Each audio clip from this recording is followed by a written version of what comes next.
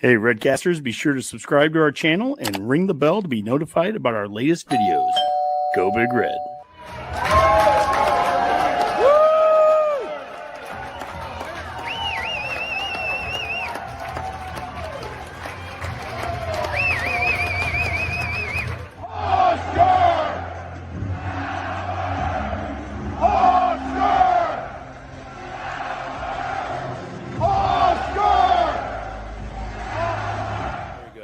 They're very good. They're, with the shooters, the execution, toughness. They got some older guys. They got some older guys that have been there. Very, very good team. You'll see them in March. I really believe that. I can't say enough. You got to credit Nebraska. I mean, we won't see a lot of teams in the country that can pick and pop and shoot, and a lot of teams don't go inside the post as much. As two things they do that you just don't see in the game a lot anymore. When I think about Callan Hake being able to have some of the games she's had, and then Amaya Hargrove steps up, and then, Jess Petrie's our leading scorer, and then, and just kind of being able to be dangerous. It's not just one player that teams can key in on, and I think that's really beneficial for us, and to have a point guard that is willing to be selfless and get other people involved just keeps everything together. Welcome to the Go Big Redcast, the Husker Fan Sports Show.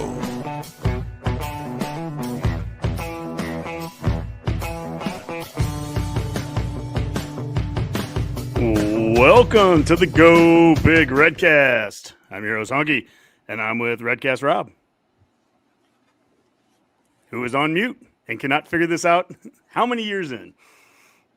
Sorry, I thought you unmuted all of us, Honky, and, I was just saying that I just want to let everyone know to calm down. The jet that left Lincoln actually picked me up here in Greeley earlier in the morning, flew back to Lincoln, where I picked up Honky. We flew to Penn State. We had lunch, and we came back. I mean, that was it. I wanted to go to Penn State, couldn't afford the plane tickets, and, Honky secured it for me, the jet. And we went, we had lunch, came back, took like 30 minutes. We had a nice picnic on the tarmac, all done. It was delicious. It was delicious. I'm also with Redcast Boomer. Well, just happy to be here. I have been scouting the both LSU and Ole Miss and Florida, message boards and postings today and their podcasts. And I think Abby's been spotted on all of them, so she won't be joining us tonight. So. That's right. Abby is not with us tonight, and Dave, Redcast Dave, is taking her place tonight. Dave, welcome back. How you doing, buddy? Yeah, thanks for having me back. I was out of the loop for a couple of weeks. I was kind of looking at the color. I got a little tan. A couple Saturdays ago, I was tailgating in the shadows of the San Gabriel Mountains. It was lovely in Los Angeles. Yeah, well, we just saw that in the opening video of Nebraska Husker Nation, and the show is called Husker Nation Takeovers. That was some video I took from Saturday night in Sioux Falls at the Pentagon, where men's basketball sold that out. We're going to show some, this will get us into tweets a week. And let's just go ahead and do that. Go into tweets of the week. And I'm going to pull up the first one here. And Dave, I'm going to do this one with you here. Sure.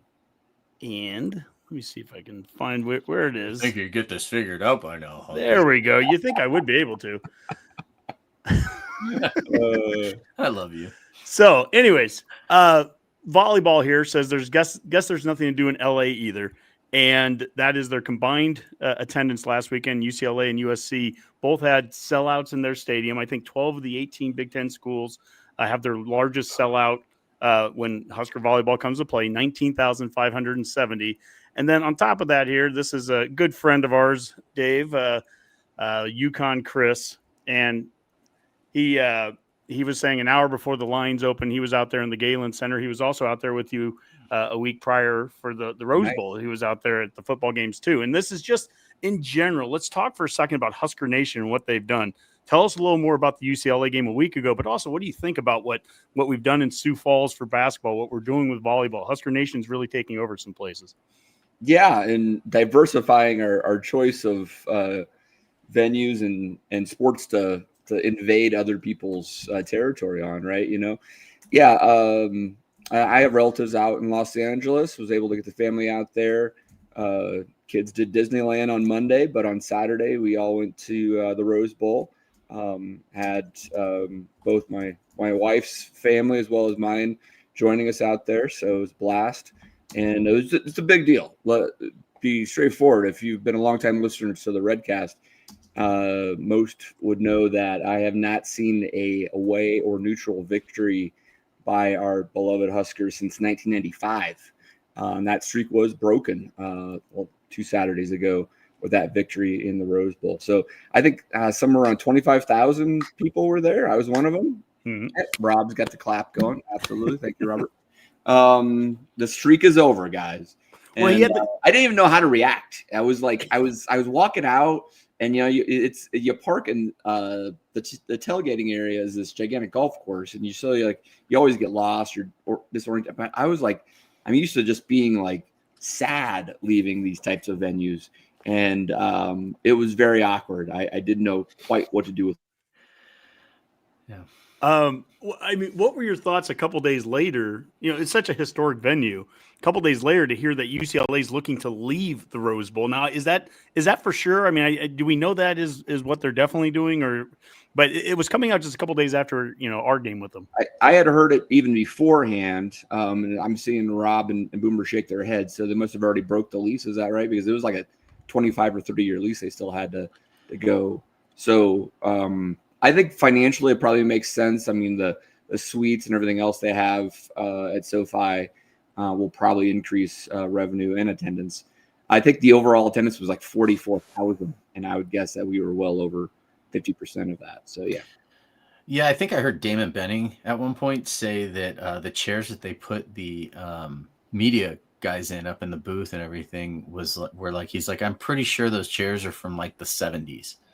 Like, he's like, if you can get past like the mystique and the aura of the Rose Bowl and everything that it, basically encompasses as a venue, it's kind of a dump. Apparently it's the second biggest. Yeah, it's like the second biggest dump according to like a few people they polled, like guests on the shows and stuff. I think like the only one that was worse than that was Indiana Stadium, where it's like deathly dangerous steps going up and down that place. So I don't know. But I mean, it's an amazing setting, though. It is a great location. Yeah. But yeah, I mean, like without a bigger tenant than UCLA, it's difficult for the Rose Bowl to have the financial resources to upgrade to a level that you expect across the country at this point with stadiums, right? So, USC is essentially has like owns the Coliseum now. They have like whether it's a long-term lease or something like that. So they've put their own money into it. UCLA does not have that deal to Rose Bowl, and so like I totally see why they might want to go to SoFi. Well, that's because UCLA is broke in general. So that's another story. Yeah, absolutely. So seeing how Husker fans travel cannot hurt in recruiting local players. That's from Brewmaster Bill. That's very true. That couldn't have hurt to have that the last couple weekends, volleyball, football, going up there and recruiting California will never hurt us, especially in the Big Ten now with having the West Coast as a part of it. But I mean, I just think it's amazing what Husker Nation continues to do, and it's really, again, this is in all sports. I showed some of the video there from the Sioux Falls this weekend, and that was men's and women's basketball. The next day, the women's beat North Dakota State, but what an amazing game. We're going to get to it in our first Nebraska ball segment of the year with the Oklahoma victory here.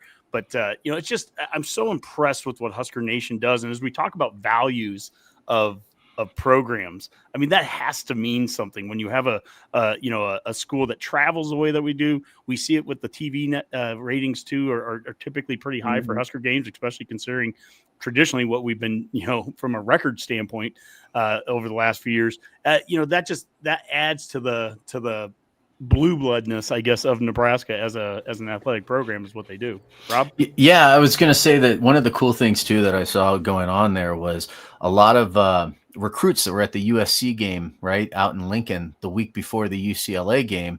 There was a bunch of them actually on the UCLA sideline as guests of UCLA versus Nebraska the following week, and they were the same people. So not only did they get to see what it was like in Lincoln for a night game in a high, level, nationally televised type game, right, with the whole blackout and everything, but then they go out to UCLA and they get to see the Huskers win versus UCLA, like right in their own backyard. So it was almost like a dual recruiting trip, even though it technically wasn't a Nebraska recruiting weekend, right? So, I mean, in that way, I think that it was pretty advantageous because those players got to not only see Husker fans like at a home game, but they got to see Husker fans take over a stadium at an away game as well. And, I'm sure some of them walked away from that thinking that maybe that's something that they want to explore a little more.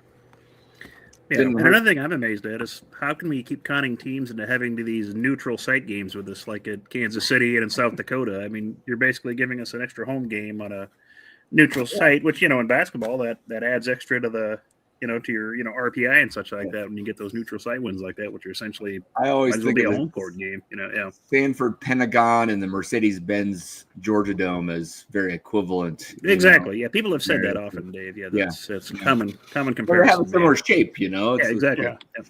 Yeah, well, they have sides. They have sides. OU's coach Porter Moser, he talked about that. Like the environment there, and this was not a neutral site game. It very much felt like a home game, and it's amazing how loud the Pentagon can get for being, 3,000 people, maybe 4,000. I don't know. It is not big. It felt very much like I was back in Hoosiers. Like even the clocks are like the old analog clocks, moving around, and I mean it's a unique setting. But Husker Nation has definitely taken that over now 3-4 years in a row, and Coach DBK was even asked a question about that in the volleyball presser today. Would volleyball want to go up there? They've hosted some different volleyball tournaments up there. And she said, it's one more. The challenge is that we don't want to play a bunch of our games outside of Lincoln either if they would be home games. So, that does replace some of that. But at the end of the day, first time I say that today, I am catching myself. But at the end of the day, Husker Nation travels well. Let's move on here. Boomer, I'm going to go to you with this one here. This one's from College Football Kings, and this is Tuesday night. The latest playoff rankings come out, and why wouldn't they have Notre Dame ahead of them? Especially when the explanation here was, I think when you look at Notre Dame and Miami, we really compare the losses of those two teams. Notre Dame lost to Miami, and Notre Dame's ahead of Miami, but that's a quality loss, right, Boomer? Well, absolutely. So you see how that all pans out perfectly for Notre Dame. Yeah, you can just. I don't know what we're doing some days anymore, to be totally honest with you. Just watching these rankings come out, and you knew they were going to do that. Just the way they've had Notre Dame, you'd be shocked if Miami would have jumped them this week. I guess there's still potential that Miami could claw their way up a little higher. I mean, they're still projected to be in the playoffs right now. I think Miami was, just based on the rankings. But, yeah, just the justifications the committee comes up with every week to do whatever the hell they want to do is the best part about it. It's just – if the games on the field don't matter, I guess what are we doing here at some point? I understand, they both have 2 losses, but a head-to-head should matter. I mean, that's what I don't understand about this whole thing. It's just certain things should matter and they don't, and then other things, just whatever. They just kind of make it up as they go, Well, that's justify it 1 week to week. That's the thing, and I'll ask Dave here, but Rob, you come in after this. But Dave, Boomer said it earlier. He's like, why would teams want to schedule us because of the RPI and basketball, blah, blah, blah. There's rules. There's actually rules set in place, and we understand how it works. And if you win a neutral site game or a road game, there's this value.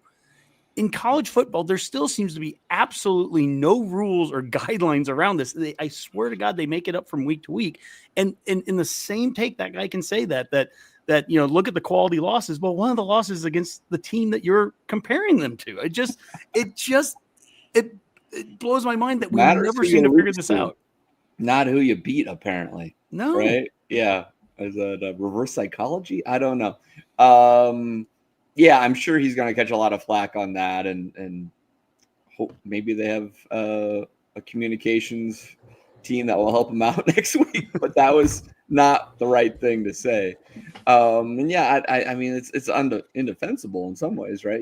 But I mean, I mean, part of it is also it's also recency bias, right? I mean, like it's like asking the question, well, you know, we look at the last 8 games, you know, well, Notre Dame's won the last 8, they lost the first 2, right? I mean, like what, you know, they're hot. There you go. Oh my gosh, that'd be a fun game. How many ways could you describe why Notre Dame is ahead of Miami? We can make a drinking game out of that. Yeah, totally. I mean, Rob, does any of this make sense to you? Is there from week to week? I like apples. You like apples. I think, hey, that makes much sense. I was going to say, because I think that makes as much sense as anything that's going on here. It's funny. I had a funny conversation with, and I think this is along the same lines, sort of, because it has to do with rankings. But I have these people that play my trivia nights, and it's a couple. They're Tennessee fans. He married into it, whatever, and they're always wearing Vols stuff. Their team is actually called Going Vols Deep, and you know, which is great. And I said to him, I was like, well, so explain to me this: like, if one 7-3 team is 7-3, but you know, has 5 conference wins. Their 3, you know, 2 of their 3 losses are to ranked teams. I said, and then another team is 7-3. 4 of their wins are against much lower, you know, not even really Power 4 teams. Only 4 Power 4 teams they've beaten this year. And, you know, 3 of their wins are against lower teams. And the combined record of all the Power 4 teams that they've beaten is only like 4-23, right? Where the other team, the record against Power 4 teams, the Power 4 teams they've beaten are like 10 and like 16 or something along those lines, right? Like, which team do you think would be better? It was like, well, obviously the team that's like one more Power 5. I was like, cool. So Nebraska should be ranked over Tennessee then, right? Yeah. And Tennessee, really. And he just basically started going off about something about the quality of losses or something, which I think I heard somebody else say, like, I think it was one of the Herd Hat shows where they said, you know, that's the pyramid scheme of the SEC right there. Yeah. Is it like anytime that there is an argument about them having the same amount of losses, oh, it's a quality loss. It's a quality loss. And, you know, the whole preseason AP poll that we talk about every week. Wow. Yeah, they can grind my meat. The you know, it's just, to me, it's just absolutely ridiculous. It's the whole reason that preseason polls need to be done away with, because again, it creates the narrative. We talk about this every week. Let's move on. Agreed. Well, yeah, I mean, don't get me started. You know, unfortunately, that's the thing, is the narrative keeps driving each week's new conversation. I mean, last week it was Texas loses their 3rd game of the season. They get blown out at Georgia. They've lost to Georgia, honky. Yeah, well, but they've also lost to Florida, who's fired their coach and has a losing record. And, you know, they have 3 losses, and the game's not even over yet. And you've got Kirk Herbstreit sitting there still politicking for him at the end of the game about, you know, how they still could be in it. They just have to beat A&M. And boy, you know, we saw how great A&M was down 30-3 at half to South Carolina, but came back in that grid of the yes. Now you want to talk about sweet conference schedules? Look at A&M's right now and who they haven't had to play. Yeah. They haven't had to play anybody. South Carolina was the top 10 preseason team, though, honky. I know. Well, of course. Lenora Sellers should have won the Heisman if he would have played better. Well, if you're counting ranked wins, then shouldn't Nebraska have a ranked win, because Cincinnati's ranked right now, right? No, they're not ranked anymore now. So they lost. Cincinnati's not. They lost to anymore. Arizona, No, of course not. And so they were ranked up until last week. Thanks for taking that away from me. Yeah. Well, anyways, we'll continue to talk about that in coming weeks. Can't wait. The last tweet here. This one goes to you, Rob, and this is from Big Red Takes, and it's well, and there's a graphic here of, has your men's basketball team lost since March 10th, 2025? And in one circle, there are all these teams, you know, Kansas and, you know, Arkansas and Alabama and Duke and you name it. And then hell no on the other side's Nebraska. We're the only school in the country hasn't lost since March 10th. That's pretty cool. We have the longest winning streak in the nation right now in men's basketball. So that's pretty fun. The last loss was actually to, I think it was Iowa, March 9th, 2025. Also, what's really funny is that March 9th happens to be National Get Over It Day. You can Google that. So okay. I would say, you know what, we're definitely getting over that last loss, because we've refused to lose since then. So, you know, Nebraska ball, I don't know if this is where we're going to start to segue into that, but they are a fun team to watch this year. When they are clicking, They're a team that reminds me of like a little bit of like an NBA style team where no lead is safe, right? Like if you get up by like 10 or 12 against us, I think 16 at one point for Oklahoma, this team can go on scoring flurries. They play good defense, and and when they start shooting lights out, forget about it. It's been a lot of fun to watch so far early on in the season. I fully expect there to be a few games where they can't hit anything, like, they couldn't hit the ocean from a boat. But I mean, at the same time right now, let's keep riding the wave to keep that ocean, comparison going. And, it's fun to see, and it's fun to kind of have those bragging rights, because if there's any fan base that could be as obnoxious as possible about a winning streak, it's going to be Husker fans. It will definitely be the Huskers. I like how they could say, act like you've been there before, but we haven't. Especially, We basketball. haven't even won an NCAA game. Give us a fucking break. Boomer, is it possible to quickly do some research on like what happened after we won the NIT back in 90? Was it 5? Right? 96. Yeah. How many? I'm just wondering if we've ever, gone this far into the season with the, longest win streak, I guess. That's a good question. Yeah. That's the only other opportunity. I'll have to look into that. See when the 97 season started. So, and I did find that graphic you were referring to there, Rob, when you were comparing thank you. Power Thank 4 you. teams right there. So I thought I'd throw that in there. So if you do kind of want to see what he's talking about in graphic form, I think Tom Fornelli originally had this. So yeah, you got all those 7-3 teams, and 2 of them are ranked and 3 of them are not. And you look at it 2 with the worst and 2 with the worst overall records. And, so for those listening tomorrow, we're looking at Missouri, Louisville, Arizona State, Nebraska, and Tennessee all stacked up against each other with win-loss versus AP top 25, their average margin of defeat, their Power 4 wins, and I can't read what the bottom one is. It's the combined conference win-losses of their Power 4 wins. So their conference teams that they played, what their wins and loss records were versus Power 4. So this is checking out all the. Hey, I was pretty accurate on remembering those numbers without having. Pretty good. Let's go, bro. And just looking at Tennessee is 4-23 against. They played nobody worth a darn. My goodness. They played New Mexico State last week, for Christ's sake. It's week 12 or week 10 of the season, and they're out there playing.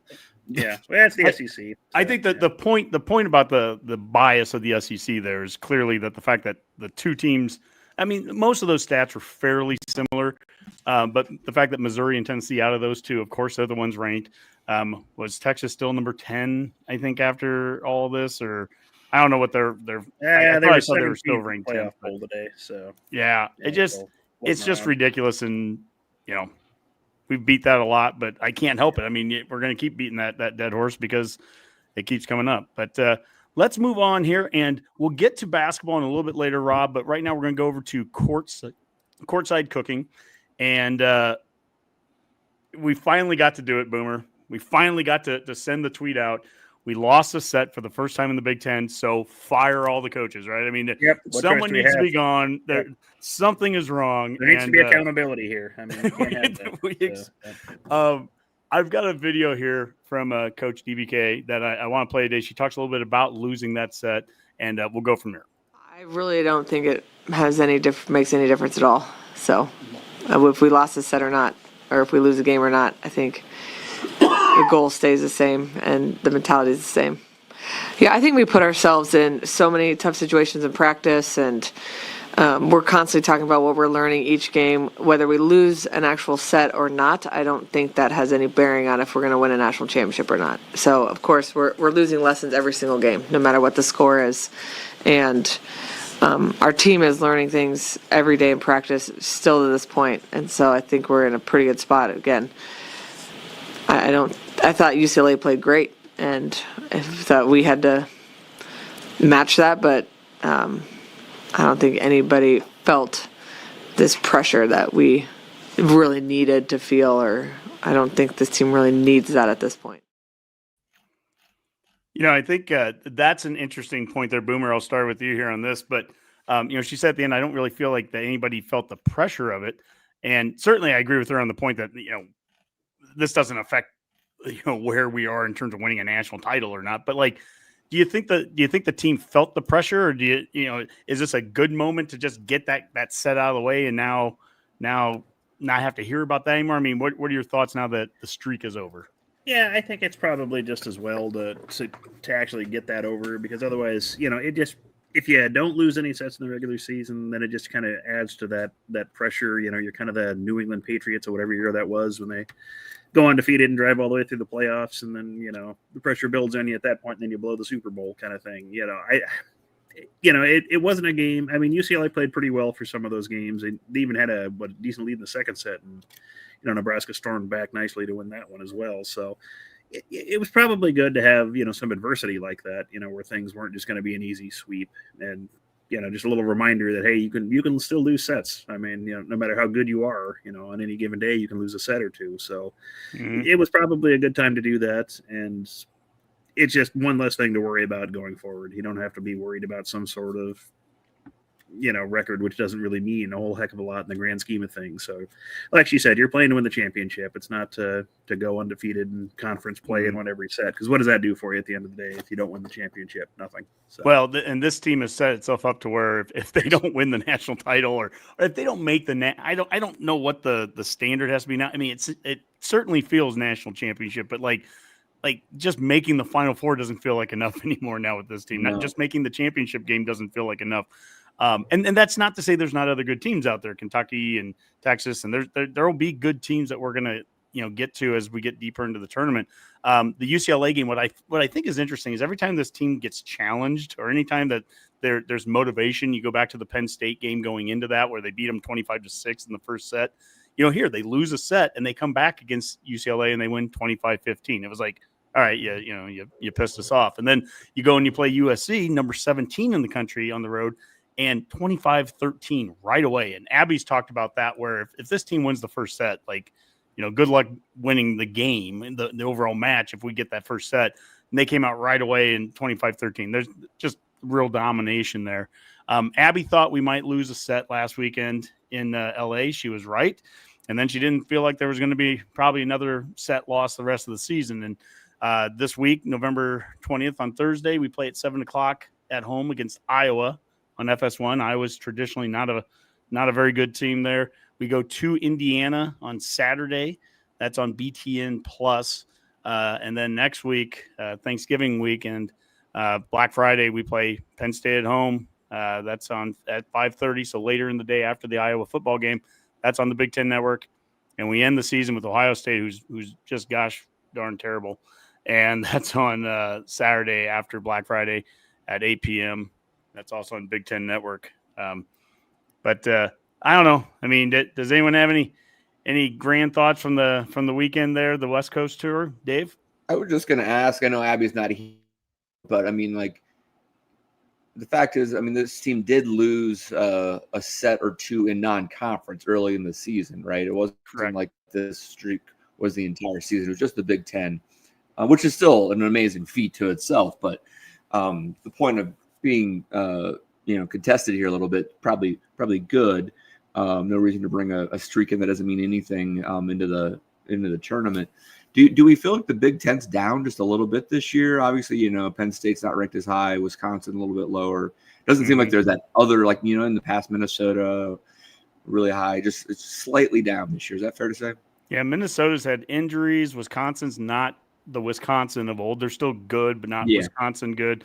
Penn State, they're still ranked, but I mean they're not. They're not national championship level that they were a year ago. Yeah. Purdue, I know, is like number 2 or 3 in the conference. Boomer, do we have like a ranking of where are the Big Ten schools right now in the top 25 of the women's? Oh, in the volleyball poll, Yeah, for volleyball, snag one here. Yeah, I'm curious there but yeah, to your point, Dave, and Abby's kind of been saying this since the beginning of the season. It's just been a little bit more of a down year, and I think this is, the Big Ten in volleyball is like the SEC in football, at least from a narrative standpoint. Yeah, and you have these big schools, but quite honestly, they just haven't, outside of Nebraska this year, the other ones have been very inconsistent. Okay. I've got them here for you, Honky. So you've got Nebraska, obviously number 1. The next Big Ten program I see is Wisconsin at 10, Purdue at 11. Then Indiana's 17, Minnesota's 19, and Penn State's still there somehow at 24. So they're still kind of hanging on. Reputation. Right? And Yeah. to your point there, Dave, I think it was a year ago that there was times we were having 4 and 5 teams that are all in the top 10. Yeah. And so, yeah, it's down from that. But Nebraska, who else has Nebraska played, though, Boomer, that would be in that top 10? We beat Kentucky, and that was a reverse sweep. So we were down 0-2 in that one and came back and swept them. We played Kentucky. We played Stanford. Pitt. Louisville is still in the top 10. SMU. Where are all those teams ranked? Kentucky's 2, Texas 3, Pitt 4. Or she used to call him Pittsburgh, got a principal. Stanford 5, A&M 6, Louisville 7, SMU 8, Arizona State 9, and then Wisconsin's 10. So then Creighton's 12. Yeah, I was going to say, we're asking where Creighton was. Yeah, Creighton just, I mean, they can win every match now. It's not going to matter with them, the competition in the Big East. Maybe we can get like a Creighton-Nebraska final. That'd be kind of fun. So that could be huge. Yeah, watch Where out is for the northern, finals watch this out year, for anyway? Northern Colorado, man. Finals are in Kansas City. Okay, See how convenient. that will be Lincoln South right there. Oh my gosh, yeah. Yeah, I would say just watching this team as a novice, it's apparent that the depth this year is greater. I mean, they've always been super talented and super deep. It's even deeper than usual. It feels like sometimes you like forget someone's on the roster, and then suddenly they have a big game, and you're like, wow, Well, some of the girls look the same. So like, there's one girl that looks exactly like Andy Jackson. You can't tell when they sub out, and so like, and not only that, but they have very similar hitting styles. I think they're just from the opposite side of the net, and so it's like you get up there and you see the ball pass the outside, and you see somebody just slam one right down the middle off of somebody's face, or like off their hands, or like right in front of them in the ground. And you're like, oh, Jackson, and it's not her. It's like, one of Ali Check or something like that, and you're like, really like you don't even know that they sub out. Well, and I think we've joked, Honky, where we say that like our ones could play our twos, and that could be like the actual national championship game at this point. It's yeah.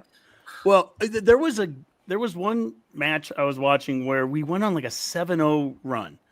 And then they showed our bench was clapping and happy, and Harper was on the bench, Landfer was on the bench, Choboy was on the bench, and I'm sitting there going, who the hell's playing right now? Like these are all like all American stars. And it's like, who's on the court right now? Because but we got 7 in a row. Maybe the Big Ten's down because everybody plays for Nebraska.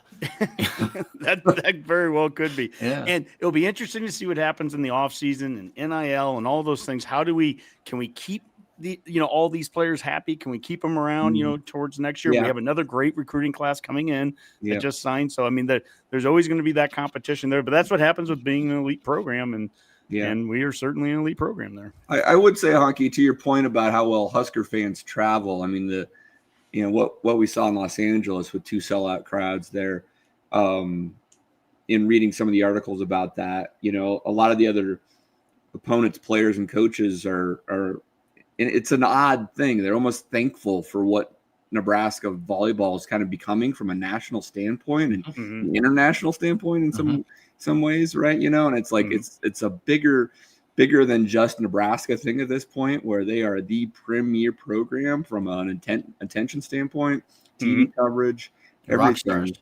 And it's they need to win a title here. To your point, I don't want to put extra pressure on them, but they're putting that pressure on themselves. I mean, this year seems to be set up where they need to deliver. So. There are kids from like other schools, like fans of other schools, that wait outside their bus for them to get off, for them to stop and sign stuff for them. It's like they're like the Beatles of college basketball at this point.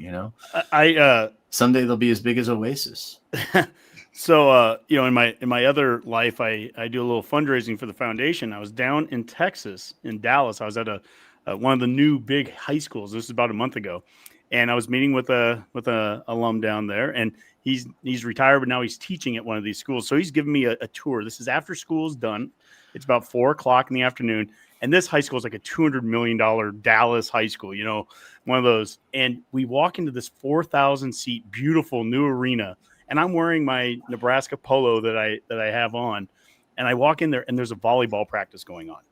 And I kid you not, it stopped. And these girls turned around and looked at me and like thought I was almost like a recruiter or something. They're like, Nebraska? And I was like, oh no, I'm not, like covering the end. I'm like, no, sorry, I didn't mean to like, give everyone Matt Rule. He's recruiting.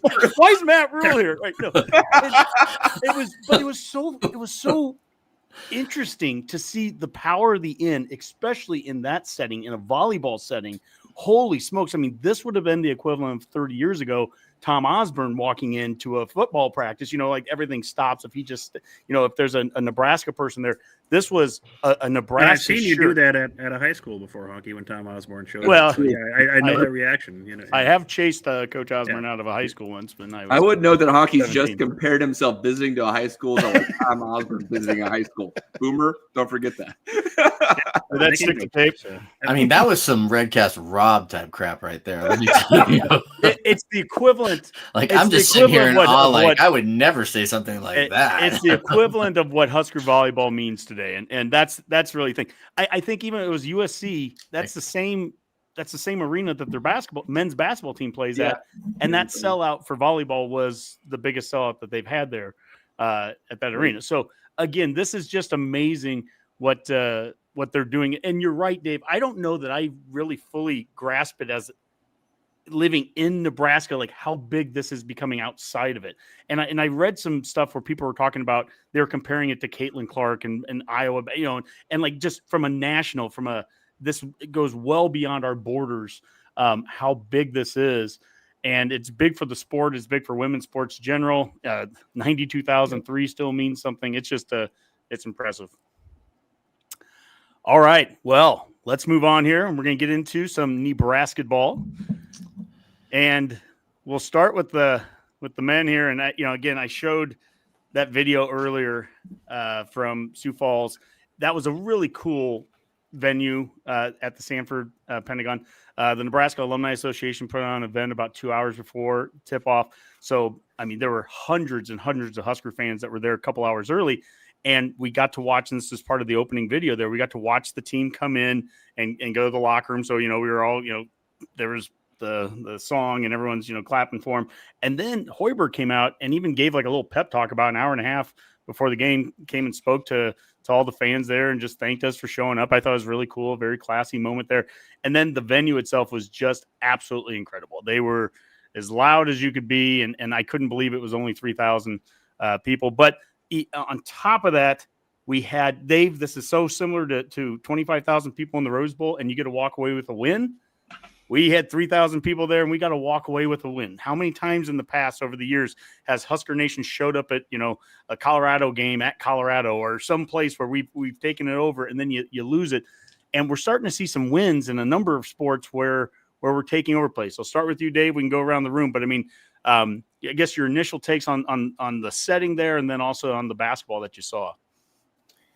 Yeah, I mean, it's an interesting setting to say the least, right? And one that I haven't experienced. I'm glad to hear from you on that one, Hawk. It's an unusual setup there, right? I mean, in Sioux Falls, Sioux Falls, and how well we've embraced that to our advantage. And to your point, I mean, we're going to continue to go up there every year because you get a neutral site game, which is great for an RPI standpoint, especially if you can win it. So, basketball wise, to Rob's point, I mean, they drop 100 points. It's fun basketball to watch, right? No doubt about it. We'll see how well that translates to Big Ten play. That's my biggest issue at this point. But when you have the right chess pieces in the Hoiberg offense, it can score lots of points, right? And you need 3-point shooters, and you need someone like Rink Mast. I tell you, last year's team, if it had Rink Mast, would have been so much better and could have been really, really, really good. They just didn't have quite that same caliber, and he is very good in this offense, and he makes everyone else better around him. And if our 3-point shooters are hitting, it's going to be a good year. The difference there is when you get into Big Ten play, the defense ratchets up considerably. The refs let a lot more contact happen, and it's not quite so easy. So, Yeah, and that's the nice thing about having someone like Mass back and Jamarcus Lawrence back and Sam Hoiberg back. Some guys that have a lot of experience in the Big Ten, and then of course Burke does too now, and Season and even Samford. I mean, coming from it, that is interesting. How about Rob? I'll go to you here. Like Dave talked about how this translates in the Big Ten play. I thought it was interesting what Porter Mosier, the coach at Oklahoma, talked about. How he's like, you just don't see a team do what Nebraska's doing right now. You don't see the team that can play the post and everything else that he was talking about, the pick and shot three. I don't know. I'm terrible talking about it's all right. basketball. The pick and roll and the basically passing into the low post. The nice thing about that you see here and why I like that Nebraska was doing that with Mast and Berke out on the floor at the same time is because what that opens up is the ability for both of them as well to shoot the three, because the defenders have to protect against that, right? Like they have to protect against the pick and roll on the outside by the three. So you got a guy who passes it maybe to Mast or to Berke, at the top of the 3-point arch, and the guy rolls off of him to cover the guy who passed to him there, and instead of like passing the ball back off to the guy breaking to the hoop, he just pulls up and shoots a three and makes it, right? And if you're shooting 36-40% from three and you're 6'10", 7 foot tall, there's no stopping that. I mean, that's like some like NBA level type basketball in the sense that that's kind of where the game has evolved now. Thank you, Steph Curry. And it's just a matter of being able to execute those. And now it's not just one or two guys that we have out there, like where Hoiberg sometimes gets hot, and then you've got someone like Casey out there, who can really get hot. Now you've got 3, 4, 5 guys on the outside that can actually shoot the three, and then you get guys like Jawan Gary back who are like almost like a true power forward who can sit there and even play the low post and play the kind of defense that you need to play in there. And so, it's a great brand of basketball to watch. I think Dave can agree with that, because I think it will translate to the Big Ten this year. I mean, we'll see. I'll probably eat my words. Again, everyone knows it's hard to win on the road in the Big Ten. It just is. Every team struggles with it. So if we can go, 500 on the road in the Big Ten and win our home games, we're going to be looking good. But I doubt we'll go 500 on the road in Big Ten games. I'm realistic here. This isn't football. I don't think we're going to go 12-0 every year. We don't need to go 500 on the road. No, we don't. We could win. We just need to win 3 or 4. Right. Yeah. We just need to win 3 or 4 road games and then play really well at home and continue to play the level we're playing right now in the preseason and win all of those games, or as many of them as we can. And we're going to be a tournament team. A lot of people have predicted us there. So, well, I mean, one of the guys that predicted us there is the Oklahoma coach, Boomer. We had, we just beat Oklahoma. We play Creighton. We're going on Thursday night. We're heading to Kansas City and playing New Mexico, and then either K-State or Mississippi State. But from a non-conference perspective, this is not the Michigan State level of non-conference play by any means. So what did this Oklahoma win mean when you look at the rest of the non-conference that we're going to be playing? Well, I mean, it shouldn't be a Michigan State type schedule. I mean, just for who we are as a program. I mean, let's be realistic here. I mean, sure. It would be completely unfair to expect us to play that, just given our history and what we were. But I mean, yeah, you've got to have a win like this against an Oklahoma team, at a neutral site, quote unquote, neutral site again, just to burnish that record. If you are going to try to post yourself as a tournament team, if we don't want to go to the Crown tournament again and win that, but you've got to have something like this early on, especially given a lot of the rest of the non-con isn't exactly a bunch of world beaters that jump off the page at you. Granted, you've got the tournament that we're going down to. We're not sure who we're going to play yet, but the rest of it being like New Mexico and Winthrop and USC upstate, which could be a school, might be a mall, I don't know which, something like that. But after that, it ramps up pretty quickly because you've got Creighton, and then that's when you get your early Big Ten schedule, and we start the Big Ten schedule pretty rough. You get Wisconsin at home, you go on the road to Illinois, who's top 10, and then a couple more non-cons, and then January rolls around, and you got Michigan State coming to town right away. So we'll find out pretty quickly against the how they measure up against the top tier in the Big Ten. But you need to have a win like Oklahoma just to have in your resume. Well, leave it to an SEC team to lose a neutral site game, right? I mean, that's just kind of how it goes, right? Like, but it just didn't mean as much now because it was of course not. You want to be there. It was too early in the season. But I will say this: one, to answer the question from before, going back as far as the history history of the Huskers in the NIT season. The last game that they lost was actually March 8th, 1996, and they lost it to Iowa State in the Big 12 tournament. Ooh. They won the NIT, and then they lost the very first game of the year to Texas the following year. Yeah, so Kentucky technically has the record for that year. They went 6-0 in the NCAA tournament. They lost their opener as well to Clemson, so it would have been close. We would have had a chance to have the longest scoring win. I guess I had looked if there was a CPI or Crown equivalent back then. Yeah, I don't think there was. They had ones that they paid you, like, I guess kind of similar. They paid you. Would have had NIT and I don't think there was anything else back then. But not back in then. So Dave, it was close. They had the second longest win streak. Sorry to get us off track there, but No, I looked that up. So that's all right. Hey, so Dave, I think about this team, and you know me, I'm always fascinated by big guys in basketball, and I still have some PTSD of some of those Collier and Sadler teams where we'd have like one big on the court and everyone else was like 6'4" or shorter. And I'm so fascinated by having Burke and Rank out there on the same time, starting, and like what that does for us. And also there's a physical presence too, as we're going to get into Big Ten play, and we need to have that. We need to be able to match guys. I think of Michigan State and the size they have. Leo Curtis, 7'2". He's injured right now, and Fred Hoiberg said he was hoping to get him back here in the next couple of weeks, but he's gotten out there. Jared Garcia, 6'8", the transfer from say that again. Jared Garcia, the transfer from Tulsa, and then I don't want to pronounce Udagnis Yarushevich. Yes, so he's the 6'11" guy from Central Michigan. He's been injured so far, but they're expecting to get him out here soon. He's also a senior. I mean, these are guys that have been around. But the point is, let's just start with Rank and Burke, since they've been playing and playing significant minutes. I mean, what does that do on the court, having those two bigs out there and how they've been playing? I mean, what does that set up, for the rest of the guys that they've been, rotating around? And they complement each other pretty well. That's an important aspect, right? There's a difference between having two bigs that, kind of play off each other or not, right? But I mean, I think, Hoiberg does want to play a 5-out type offense, right? And when you have two guys like that can be versatile and defend down low, but also play offensively beyond the 3-point arc, it really, makes that offense click. So, I think it would normally cause issues for most teams, even teams with height, because of the versatility of those two guys. So, I think it's going to be an important part of the offense all year long.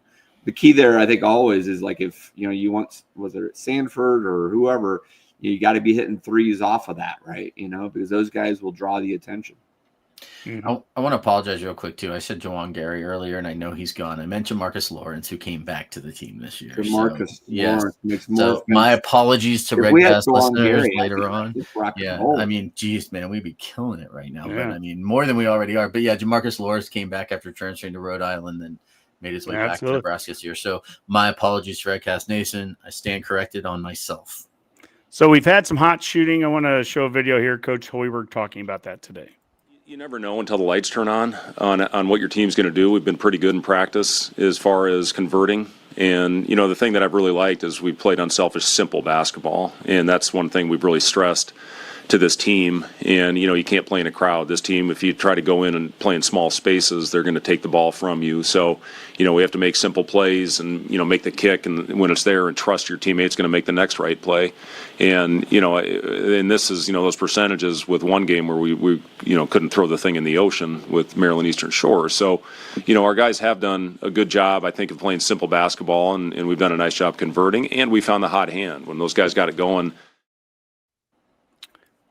Yeah, and there were a lot of different hot hands on Saturday night against Oklahoma. That's, whether it's Sanford or, even Esigian comes in for a few minutes and he hits his I mean, there were so many different guys. And Rank, I mean, Dave, you said it. Rank just is the difference right now, because he touches the ball in so many different ways. He's bringing the ball down. I mean, he's standing on top of the key, and he's playing point essentially. He can hit the three, and then he's hitting the three from 5-6 feet behind the damn arc sometimes. I mean, that's insane what he's doing. I do hope he gets that credit for that this year. The guy sat out a whole year, wanted to come back. he should have some recognition Big Ten wise, because he's one of the best in the league. He really is. All right. Well, we play next on Thursday night against New Mexico. Let's see. Let me get the exact. That's a time. tournament, right? That in KC. Yeah. So we're in the Hall of Fame Classic. We'll play at 6:00 Central on Peacock, and that's against New Mexico on Thursday night. And then Friday we play at either 6 or 8:30, depending on win or lose. And we will play Kansas State or Mississippi State. That's also on Peacock.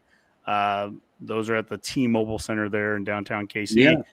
I believe if you have like NBC Sports Network or something like that, it would be on there too for any like cable subscribers. Yeah, I read something about that today that I don't know if that's like a backdoor way into watching it without having to have Peacock, but I think it's because it's technically a subscribed or extra channel that you pay for, like with other subscriptions. So I don't know. For those listeners out there that have it, let us know. New Mexico, Boomer. So Little Patino left. New Mexico is super talented the last several years, and has been really good. Did they lose a lot of people? What are they looking like this year? Do we have any idea? That's a good question. That feels like with K-State, Mississippi State, and New Mexico. That's a pretty good little. It's a nice little tournament. It's not your normal super brand names, but good enough, I think, for teams that are New Mexico is 3-1 so far with a loss to New Mexico State. And you throw the record book out when those two teams clash. Oh yeah, absolutely. Classic. Have you ever gone to Las Cruces? I mean, you don't want to head. I have been to Las Cruces. I didn't stay. So no, if you've been to Las Cruces, it's usually when you're just driving through. Nobody stops there. I've seen got to get gas. If you've got to get gas, carry on to Albuquerque. Stadium. That's all I'm saying. Don't stop in Las Cruces. Yeah, I'm looking at the schedule here for New Mexico. Outside of this Kansas City trip for them, they don't play a P4 anywhere. I mean, I'm guessing we're going to get their best shot. Yeah, agreed. Yeah, and they're a Mountain West school. Is that right? Yeah, which is staying in the Mountain West. Yes. Match up with producer Skip's Colorado State Rams. So, there you go. Right. Well, for now until they're Pac-12, or is it going to stay Mountain West with basketball? No, Colorado State will be in Pac-12 for all sports. So yeah, there you go. Fun times. Well, we'll move on here to women's basketball, still part of Nebraska ball here. And, we heard it at the very beginning there. Coach Amy Williams, she talked about how kind of deep the roster is there, that they could have 2 or 3 or 4 different players be their leading scorers. And that's of course on top of Britt Prince being the point there and being kind of the star. They're 4-0 so far on the season. And in the last week, they blew out Creighton 84-50. There was about a half or a little bit more than a half court shot that was made at the end of the first quarter there. It's a team that can put up some points. They've scored 103, 80, 84, and 82 so far. And they in that Sanford Pentagon game on Sunday against North Dakota State, they won 82-70. Rob, I'll start with you. And I know you've talked a little bit, I think, too, with Abby about this. But I'm calling this AI. It's Abby Intelligence. This is Abby Intelligence. All right. So what do we got? So one of the notes that she wanted me to say is, this team against Creighton, I think, was the best example because I think it's been their toughest competition so far. They obviously blew them out with the total game on offense and defense. They shot 47% from the field. She said that Jess had that 70-foot buzzer beater at the end of the quarter, and the defense held Creighton to about 29% shooting and forced 25 turnovers. Anytime that you shoot 47% from the field, hold the opposing team to under 30% and force 25 turnovers, you better win by a blowout, right? It also broke a 3-year loss streak, I think, to Creighton. So that's kind of a big win for the team as far as confidence goes.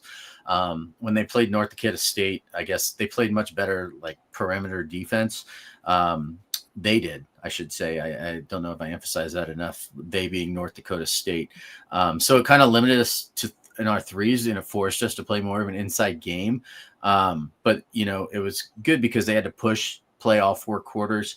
unlike any other game that they'd played so far. And it just kind of really speaks to our depth there, right? And you get girls like Amaya and Petra off the bench, or Maya off the bench. I'm sorry, when like Petra gets into foul trouble early, so it's making for the team to go out there. A lot of girls are out there playing their asses off and just forcing this team to play a few different styles. And they do have some games coming up pretty soon that are really going to test them as well. I think they've got one against Oral Roberts, is a completely different style of basketball than we've seen in the past. And that's probably all I'm going to say at this point to this, just because that's about all Abby provided me, because she said, it was just flowing out of her before she went and played her volleyball game tonight.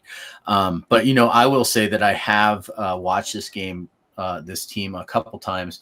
And it's just fun watching them out there. They look like a completely different team with, almost all their players back. I think they're still missing a couple key players, or at least one key player on the team right now. And I think once she gets back, they're going to probably look a lot better, a lot stronger, and I think Natalie Potts is still out. So I think she's coming back sometime in January, if that's right. So, we're looking at probably seeing the strongest version of this team in another 6 weeks or so. Boomer, what do you got to add? Nothing. I think it's good. No, I think Rob and RAI pretty well had it there. I mean, yeah, it's been a good stretch of games for Nebraska women's basketball as well. Smushing Creighton is always fun. I mean, who can't get behind that? And even I know Amy Williams wasn't pleased with the game against North Dakota State. They still shot 60% in that game and still had 4 players in double digits for scoring. That's a nice core to build on for anything. So they can improve the rebounding. I think it was one of her big concerns in that game, was just getting just letting way too many rebounds go for the other team, and that's something they can work on. So they've identified where they can improve, and they've got a good base to build on. So I think there's good potential for this team going forward as well. Mm-hmm. Well, we'll be able to talk a little bit more about that and the sports we've talked about when Abby comes back. But let's move on here. It's scoring explosion time. And we've got football. We had a bye week. I forgot about that, Honky. Yeah. Wow, we had covered so much. Nebraska has a football team? I thought we were volleyball school. We had to go almost an hour in to just get to some football, right? But, the dreaded bye week, we made it through it. And now we have Penn State on the road. And that will be a Saturday night game. So we have another night game on the road, 6 o'clock. 6 o'clock, on right? NBC, yeah. On NBC. Coach Rule said, hey, anytime we can be a national TV game like that, we'll take it. It's not going to be a whiteout in Penn State, but it's an important game for them. They're 4-6. And if they can win their last 2 games, they can still get to bowl eligibility. I'll start with you, Dave. What do you see when you look at Penn State, number one? I mean, this is not your normal 4-6 club. No. At this point, I have no idea what to expect on Saturday night from our opponent. If they would have lost this last week against Michigan State, they would be toast, I feel like, right? But now they're 4-6. You could make the point of, hey, that's the fan base and the players have rallied behind Terry Smith, and they want to get a couple more wins and have one of their worst seasons still to get them to a bowl, so that's better off for the next coach and all these type of things. And that the players are, auditioning for whoever the next coach is, et cetera, et cetera. Or you could look at the opposite side and be like, does some of their running backs like Singleton, who clearly has an NFL career ahead of him, care one bit about earning a bowl bid? And he probably wouldn't even play in the bowl, for goodness sakes, right? I don't know, right? I could see this go either way depending on how the first quarter hits. I don't know. It's apparently fall break already for the Penn State students. I don't know how packed or loud Happy Valley is going to be. Again, if they don't start off hot, maybe they just kind of throw it in. We'll see. I don't know. I have no idea.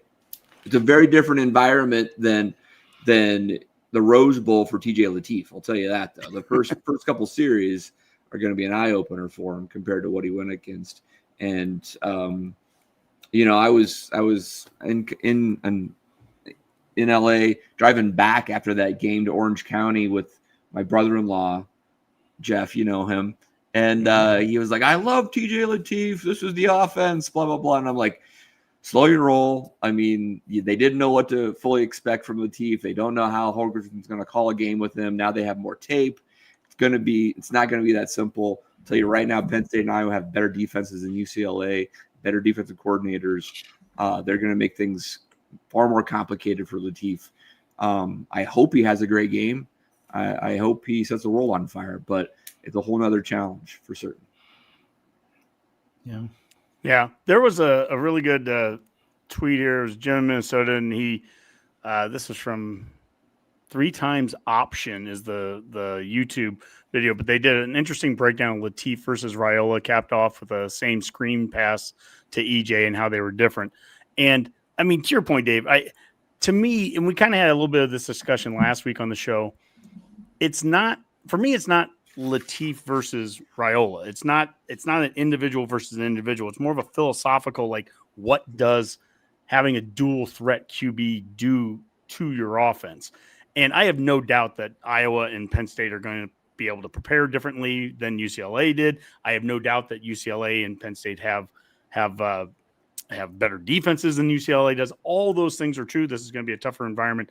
I just personally, I enjoy watching the offense more when there's a QB out there that can do something with his legs to challenge and make a defense have to play that. And I hope that they continue to call games around that.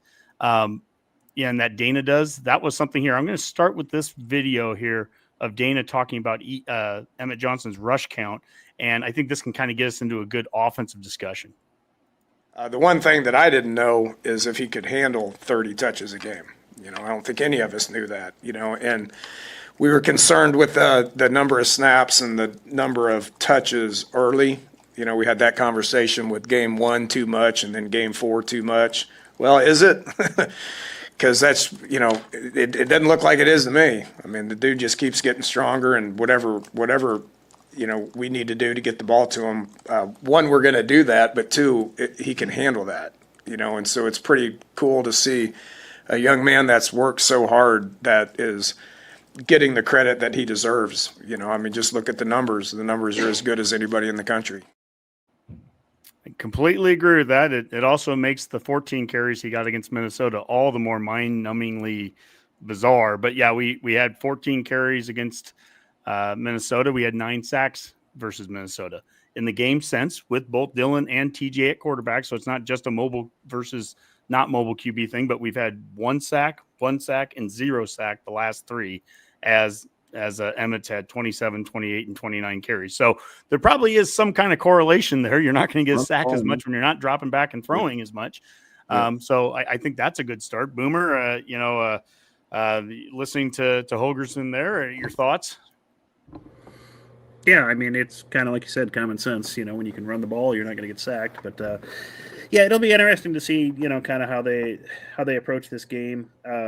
We fully expect Penn State to run the ball quite a bit, because if we looked at what they did against Michigan State, they ran the ball 50 times, I think, between their 2 running backs. A little atypical for them this year, but I think they saw something that worked against Michigan State, and they ran with it. No pun intended. But you had 25 carries from Katron Allen, and he almost had, I think he had over 180 yards, if I remember right, in that game. Averaged over 7 yards a rush and a couple of touchdowns. And their quarterback, what is it, Grunkenmeyer? Is that his name? Yeah. Okay, yeah, because he's replacing. He's a backup that had to start and was pressured into it. He didn't have to throw a whole lot. Yeah, after Aller went down, he only had to throw 13 times last week. So Lateef only threw 15. Yeah, exactly. So it's kind of a very similar type game there. But if you compare it a little differently to when they played against Indiana, they didn't run the ball quite as effectively. I think Allen had less than 50 yards there, and the other running back, Singleton, only had 70. And Grunkenmeyer threw 30 times in that game, and for over 200 yards. So they have seemed to find a little more on offense. So it'll be curious to see. I think both teams are going to try to keep the ball away from the other opponent. That just seems to be the sensible thing. That worked pretty well for us against UCLA. Just scoring and being efficient on our possessions and scoring when we have the ball and just not letting them have a chance to have it. So I think that's what we'll probably see in this game, which whoever can control the clock and control the ground wins this game. So Yeah, we only had 7 possessions against UCLA, I want to say. yeah, 4 I touchdowns. mean, we scored in the first 4, so that was good. But Run the yeah, clock it was, out. Crazy, yeah, right? not a lot of touches in that game. Yeah. Yeah. But yeah, you could see the same scenario here, especially with Penn State running the ball as well. I mean, it could go fast for certain. Yeah. And I will be curious to see just kind of how the crowd is for this game. You know, like Brewmaster Bill mentioned, there's a lot of cheap tickets available for it, Dave, like you said. They're 4 and 6. And I think the Indiana game was probably their big energetic finish to the season because that crowd was amped up for that game, and that was the team. You could tell in that, and it is going to be a little slow, but it is senior night. It is the last home game of the season, and you're right, they are still playing for bowl eligibility because after this they finish with Rutgers. It was not your normal threat, I guess, but you never know. But if that's a game they could easily win and go to a bowl game and salvage what was a terrible season for them to at least finish on some sort of positive note. So it'll be interesting to see just the mentality coming out for it, and this will be another good opportunity to see. Nebraska. One thing we have been good at in these games is starting at first drive. They'll script the drive very well and scoring. I mean, how many times have we scored in the opening drive in the last few games? I mean, how many in a row has it been? Well, at least.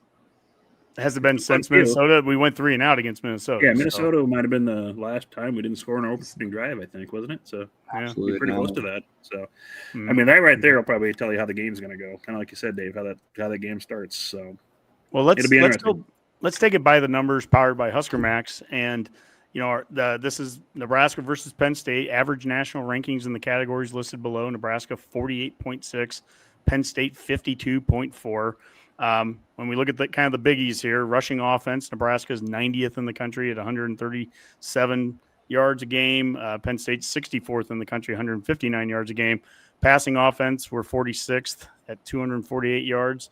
They're 112th at 178 yards. So total offense, we're 70th. They're 107th. We still have a high pass efficiency. We're 5th in the country at that. Defensively, we're 91st in the country in rushing defense, 161 yards a game that we're giving up. Jeez. Penn State's 70th in the country. They're giving up 148.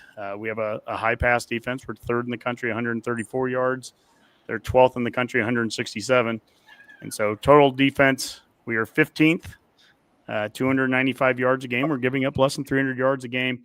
And they're 22nd in the country, 316 yards. We talked about it a little bit last week, Dave. I'll bring you up on this one, but we were talking about,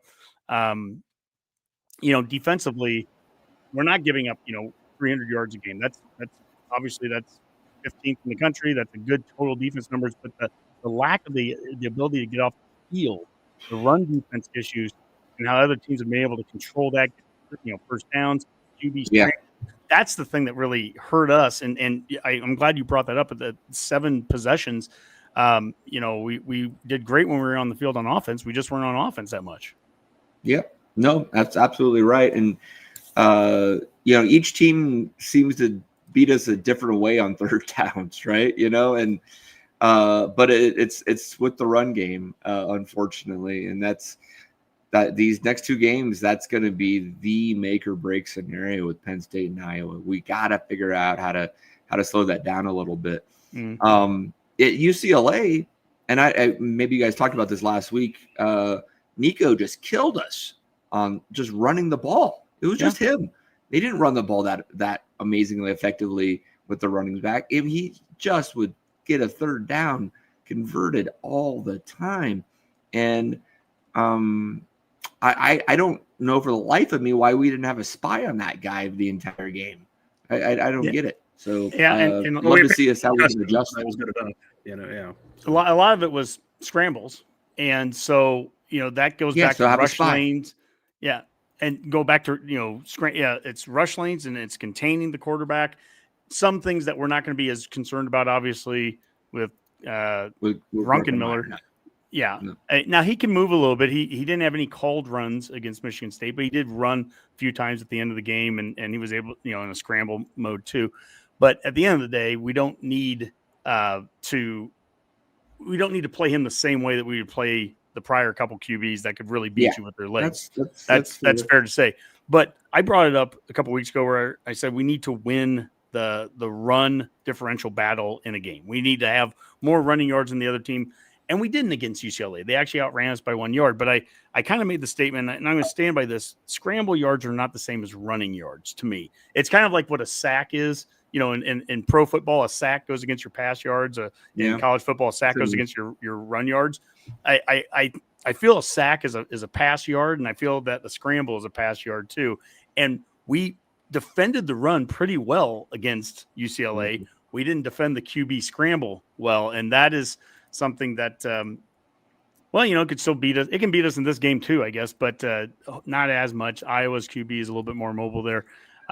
I really think this is a game that we've got to get big on the D-line. We've got to get even front on the D-line. I'm going to play this little clip here from Butler, and he talks about the importance of stopping the run.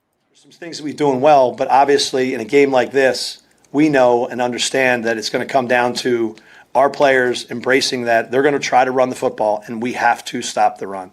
And that means by any means necessary. If that means me going out there as the 12th guy to make the tackle, I'll do that. But, that's just what it's going to take. That's how we're preparing. We understand the challenge ahead, but this is November football, man. This is what you live for. If you're playing at this level, you want to play in a game like this that they know they're going to run it. We know they're going to run it. And it's like the good old days of high school football when you got to stop the run.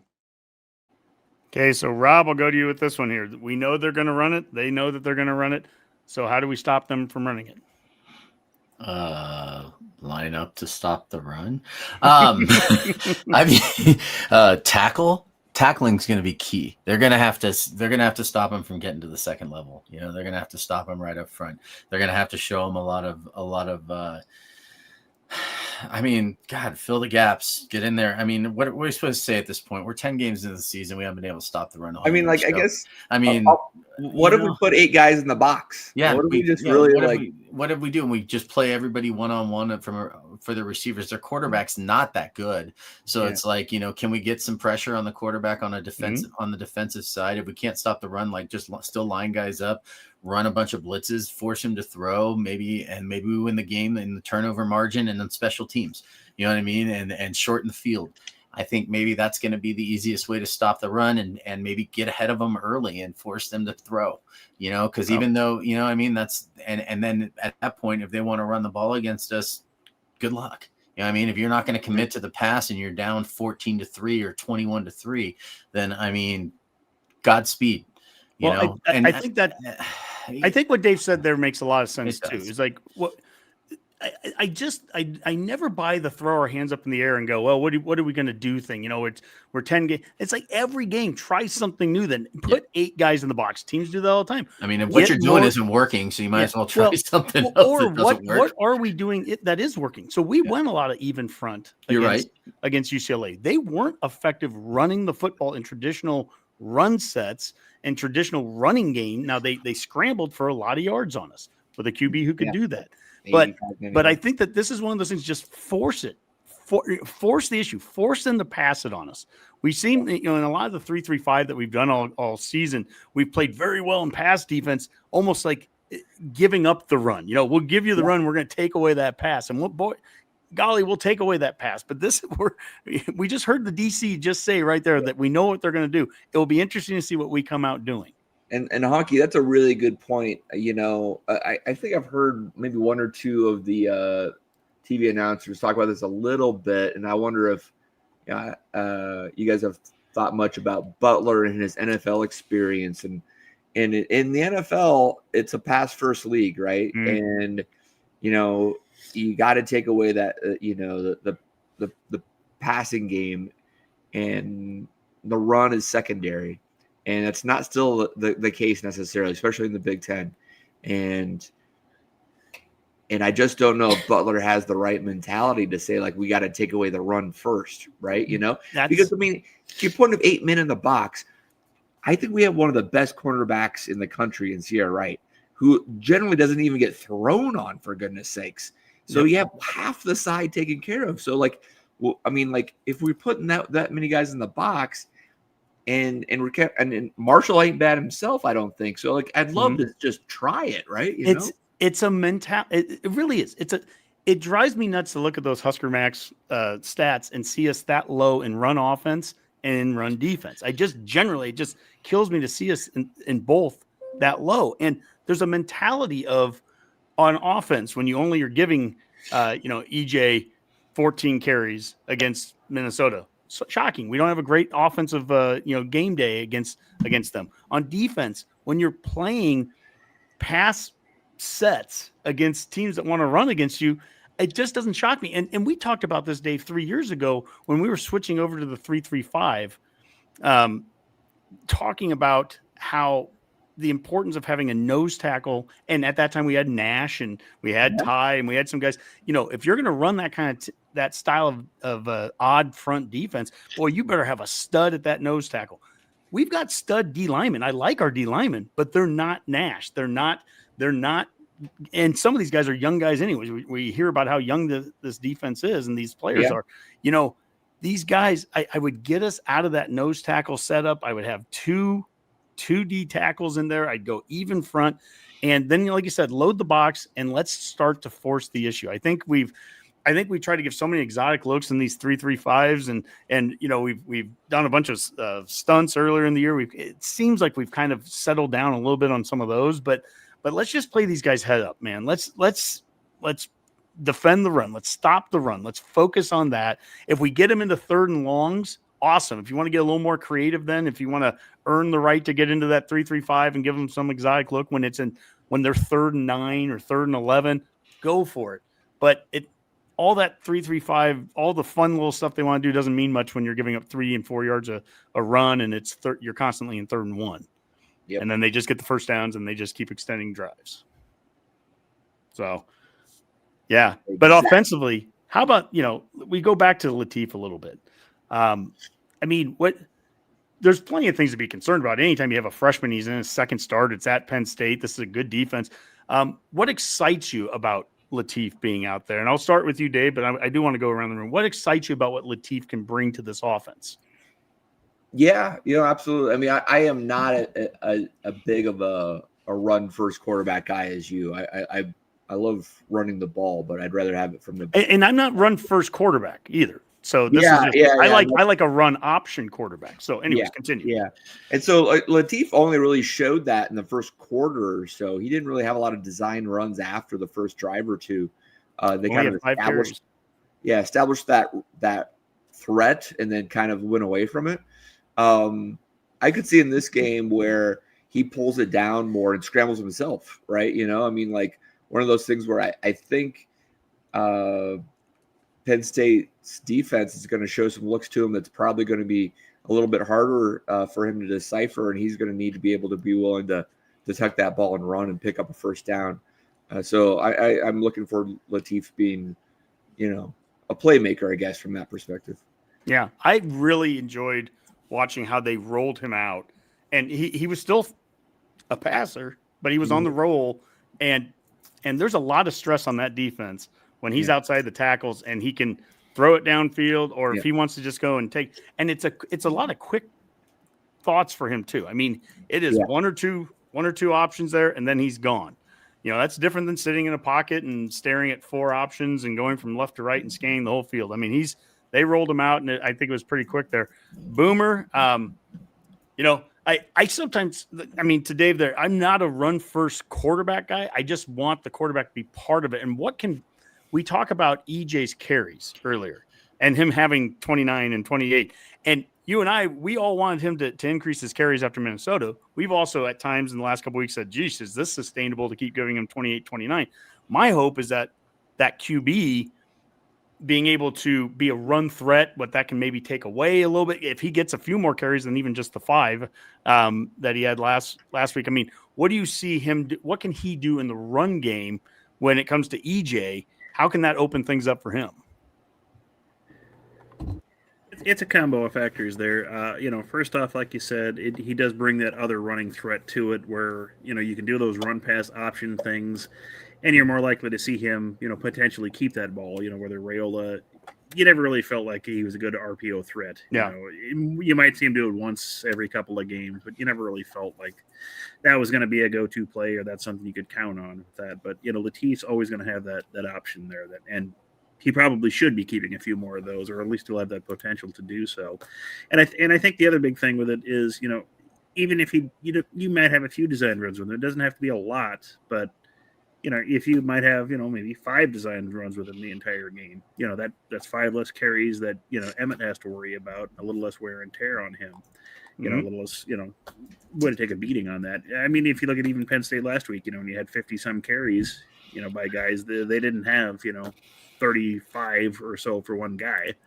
They kind of balanced it out a little. We've never really developed that second running back this year for whatever reason, wide variety of reasons. And, Latif might be able to, just shoulder a bit more of that burden, that we used to have. I mean, 25 was Katron Allen's, max last week. So, if you could keep that and have a few more plays, for somebody else, that would help. It just adds an extra option, somebody else for the defense to worry about, and keeps, Emmett fresh for the entire game. Because at some point, if you're 30 plus carries a game, you're gonna get tired. I mean, you're gonna take some hits. Yeah, that's a lot. So yeah. Well, I think Dave's point about the very first play of the game against UCLA is big. That keeper, that RPO, that was the immediate. Like UCLA has to, for the whole rest of the game, they know that that's a possibility at any point that this guy can go pull it and go for 15 yards, and that changes how every other play is played at that point. The eyes. I've watched too many games this year where the eyes of the defense, when Dylan's out there at quarterback, the eyes, if there's even a start of a handoff, they're off to EJ. I mean, there's EJ, that makes it so hard on him. It makes it hard on the blocking. That really, at that point, if you're going to have that kind of attacking defense against that, you have to play action and hit every play action against that. I mean, that's the way Dylan beats that, is through the play action in the pass. Yeah. I always wanted Dylan. It's an RPO. RPO, right? Yep.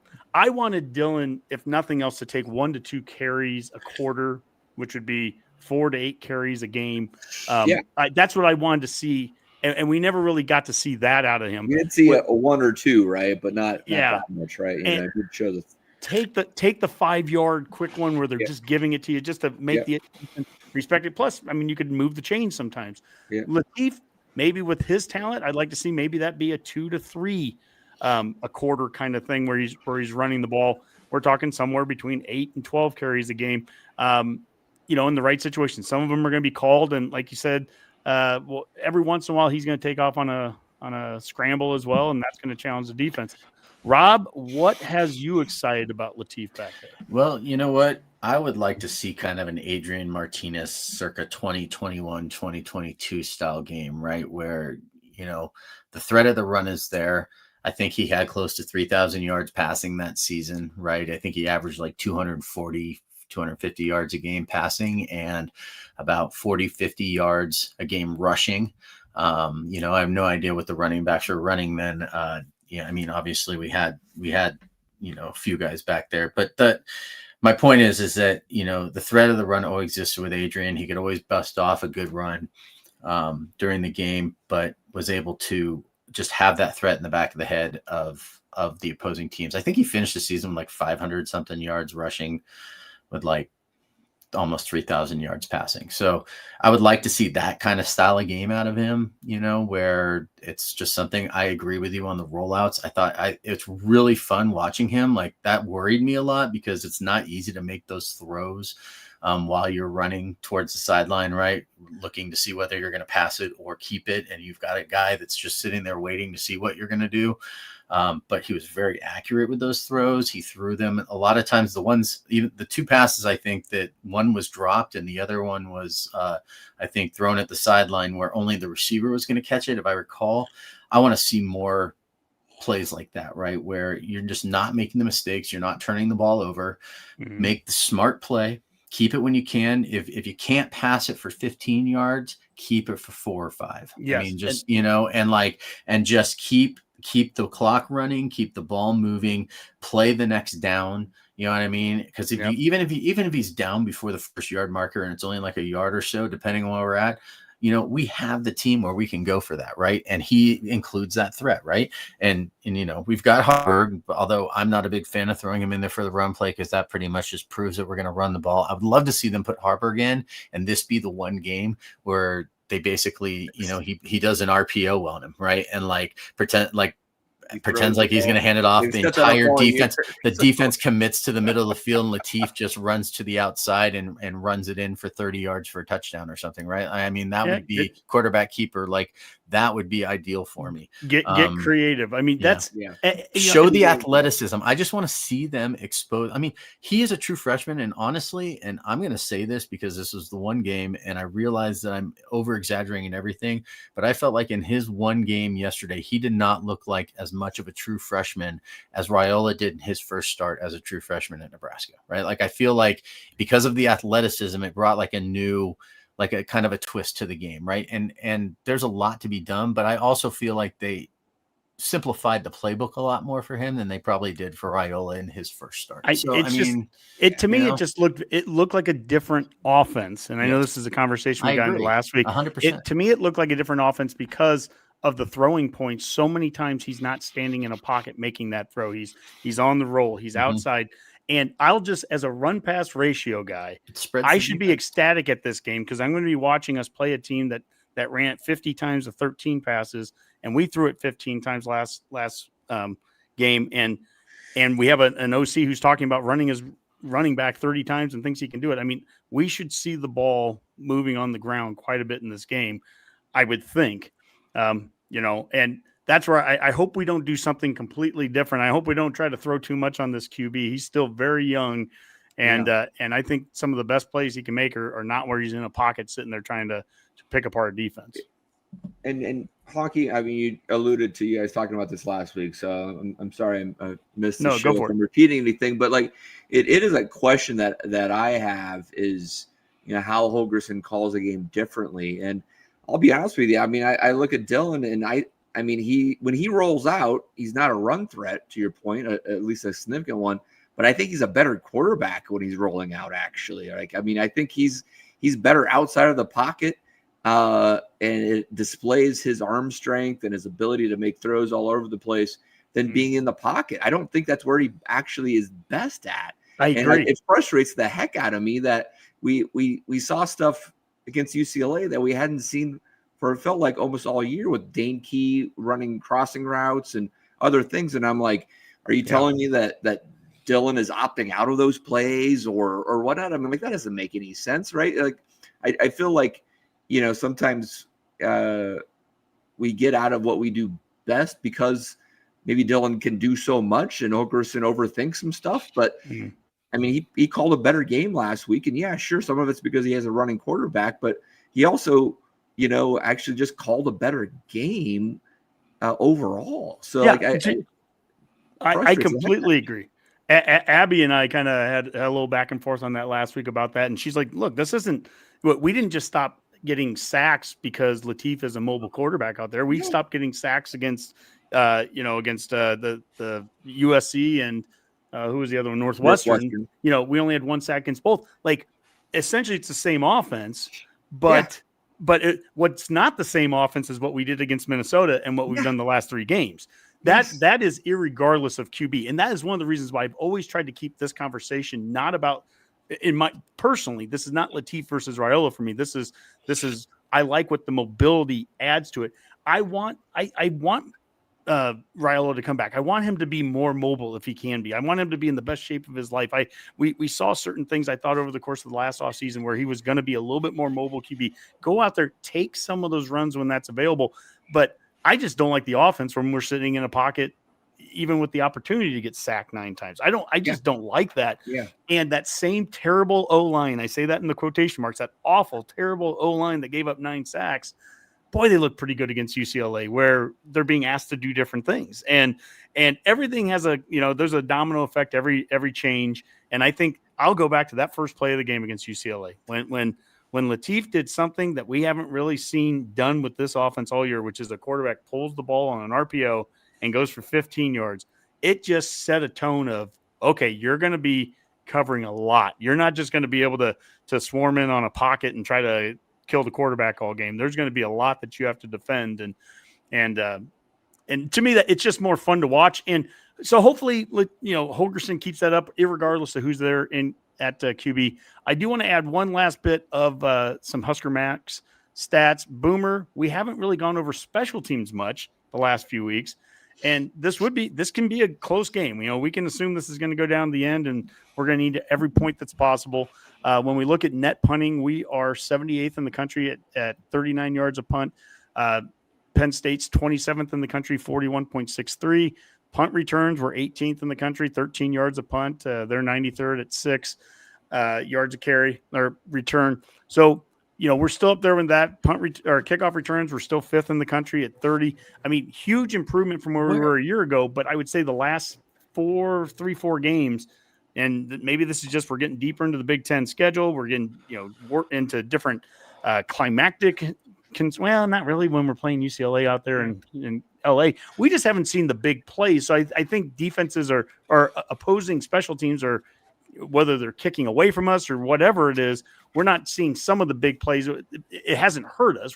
It's not a net negative, but I'd love to know where I'd love to know where the average yard line is that we're punting from to with a 39-yard punt average, right? Like I'm curious to know, like, are we punting from midfield? Because that changes it than if we're like punting from our 20. Yeah, I think we have been. I hate that. I hate that average punt length, but I agree.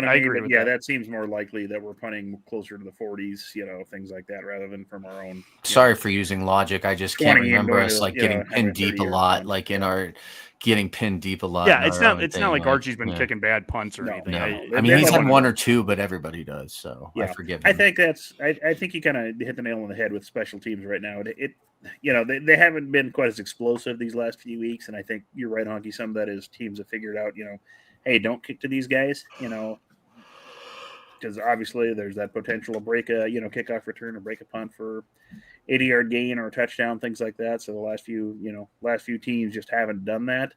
But again, on the plus side, special teams haven't really cost us any games in the last few weeks. They're not making the catastrophic errors they had been prior to, this season. So we'll kind of see where this goes. I mean, they're both good special teams. Penn State, you've got it pulled up right there. Yeah, right there. They're handy. First. The efficiency on their special teams, they're very good at them too. So, I mean, we're kind of hitting that time of year where the Big Ten teams are good at special teams, although Iowa is not as good as they had been. So, yeah, it'll be fun to see that, in a week or so. Got to be fun to beat them on a special teams play, wouldn't it? Well, the one time I'm thinking way too far ahead here. Okay, we'll worry about Penn State for you're now. right. But, you're right. Yeah, Penn State is, next week. to your point, Penn State's number 1 in the country in special teams efficiency, whatever that means. I guess but that's we're a stat. So, I mean, it's not. And we're 6th in the country. Yeah. So it's a good place to be in compared to. I can't imagine what we were at last year at this point, but I'm betting it wasn't 6. So maybe I'll look it up. But, Dave, I'll just show the last stat here: schedule strength. We're at 64th. Penn State's there at 15th. I mean, I would not focus too much on the record that Penn State has. They have played Indiana. They have played Oregon. They have played Ohio State. There's a difference there, but I think we know that we're going to get the best that we can get from Penn State this week. Before we go into parting shots, I mean, with this group here, I'm not any good at this, but do you guys want to do any predictions for this? No. No, we don't. I mean, it's just so hard to predict. I predict that they'll be playing football on Saturday night in Happy Valley. Yeah, I mean, both these teams are in such a weird area with, backup quarterbacks playing, and one is an interim coach, and God only knows where they're at mentally. And this is just, we have those stats, but I mean, you can throw 90% of them out, for the season because everything's so different. Well, it's an odd game. Yeah. Well, then let me flip that. Instead of it being, I prefer this conversation because I don't care about betting and all that stuff. Anyways, all right, what is that key to the game? And I'll start with it, and I'll give everyone kind of a chance to think about it. I'll start with it, and I'm taking the cheap way out. I'm actually going to steal what Dave said earlier. I think it's the start to this game. I think it is if we come out and we have a first drive score, we do something, we hit them quick. What is Penn State's mindset? Like, is this a team that's fully in and they're gonna play 60 minutes, or are they gonna be checked out pretty quick if we can get a first couple punches at them? So I think that first quarter of this game for Nebraska is really gonna dictate a lot. Boomer, I'll go to you. Yeah, I kind of said the same thing. I think the key is, start fast like we have been. I mean, that takes so much pressure off of you if they're chasing you the whole game. That makes it tougher for them to just sit there and try to run the ball, 50 times. Make them try to be, have to play catch up, and make them try to throw the ball, a little bit, which kind of plays into our defensive strength. So I think that's a big thing, just score early and be efficient with your possessions in this game, because I think we're probably right that you're not going to see a whole lot of offensive opportunities in this game. So yeah, there's your over under, Boomer, 7.5. How many possessions do we have on offense? Ooh, boy, I might take the under on that. Yeah, that would not shock me again. What about turnovers? I think We're gonna have 9 possessions, 3 turnovers. Are there these teams turnover prone? We're We're gonna win 35 to 14. What's that, Boomer? Is that what you want to hear? Huh? Are either of these teams turnover prone? I mean, we didn't have very many in the last couple of weeks either way, and I don't recall Penn State having a ton. Turnover margin, we're 38th, they're 50th, but that doesn't exactly answer that. Not a huge difference, but yeah, I don't recall them against Indiana having any really, and maybe they did, and I'm just not blurring it out. But yeah. Rob, hasn't been a big thing in any of the games lately. So yeah, Rob, how about you? What's your key thing that you're looking at? I think I've said it. I think we just need to run the ball, control the clock, force some turnovers, and win the game in special teams. Like, I think field position game is going to be very key in this. And at least with running the ball, just maybe take whatever crowd is there out of the game if that's a factor early on, and get up on them early, force them to have to throw the ball to their pocket passer, and maybe this will be the game where we have breakout number of sacks. I mean, it's so unpredictable. Who knows? I mean, this is senior day in Happy Valley, but it's also like 2 or 3 or more of the coaching staff here are all from Pennsylvania and from Nebraska. So it's like there's so many factors in this game that could play into like the way things go here. It's my prediction is chaos. It's gonna be complete chaos. Well, Dave, how about you? What's your you guys left me the easiest one, I think. Stop the run. I mean, honestly, that is it right there. If Penn State runs the ball on us effectively like they did against Michigan State, or what we've seen against other teams against us, we are in trouble. But if we can figure out how to stop the run, we can win this game. Bottom line. I don't care about anything else. Yep. And this has to be a game. Like, from a confidence standpoint, and Dave, you talked about mentality earlier, and it applies to offense, it applies to defense, but like there just has to be a mentality of let's get big, let's go 8 in the box, let's do it. Let's play a Big Ten style game. We've heard so much about how Oregon and USC and those West Coast schools have had to come in and learn Big Ten football in their first couple of years. And guess what? They're going out and beating Iowa and beating Big Ten schools playing Big Ten football. Let's get into some big sets. Let's not get cute here. Let's stop the run. Let's put everything, force them to have to beat you passing the ball. Love it. Yep. All right. Well, I think that takes us into some parting shots here. This has been a great episode here. Dave, I know you're not always a parting shot guy, but at least I'll give you an opportunity to say whatever you want, whether it's just talking about the UCLA game again. But my parting shot is my streak is broken. It's been almost exactly 30 years. Actually, Honky was with me when we beat Colorado in 1995, in October of 95, I want to say. Ooh, yeah. So I did pass the 30-year mark of not seeing a away victory, but that is over. Ding Dong, the witch is dead. I'm excited to see another one. Absolutely. Redcast Rob. My parting shot is, you know what? Go Big Red. I got nothing this week. I just, I'm excited to watch football again on Saturday.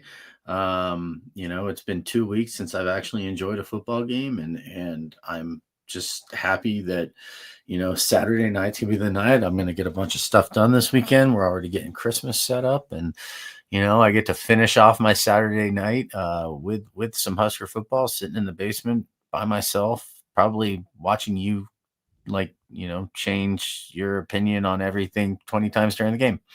It's gonna be fun. I never changed my opinion. Well, you're not changing your opinion, but change your mood. You're gonna be happy, then sad, my then mood angry, might change. then My mad. opinion, your doesn't. mood. That was the word I was looking for, but There you go. it escaped me for a moment. I completely will agree with that. Yes. Boomer. Yeah, first off, Dave, do we need to ship you out to Penn State for this weekend? I mean, if the streak's broken, then you're the new charm, I guess. Maybe I'm the new charm. Yeah. So I mean, if we lose, everyone blame Dave for not heading out there. I'll head out. No problem. Yeah, so that'll work.